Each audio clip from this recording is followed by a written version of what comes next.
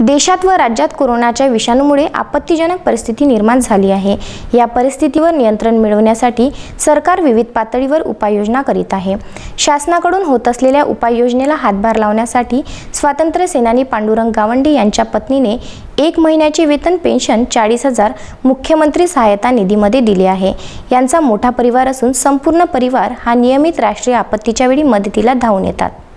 गावंडे स्वातंत्र्य सैनिकांची पत्नी आहे मी, तर मला सेंटरकडून मिळतं आणि महाराष्ट्र शासनाकडून तुम्हाला याची फिरणं फाटच्या पेन्शनमध्ये असं वाटलं की आपण काहीतरी केलं पाहिजे बा कोरोनासाठी मदत म्हणून मी कलेक्टर साहेबाच्या पाशी तो माझा 40,000चा चेक मी दिला एका महिन्याची पेन्शन मुख्यमंत्र्याच्या काय सहाय्यक निधीला ना मुख्यमंत्र्याच्या सहाय्यक निधीसाठी तो दिलेला आहे।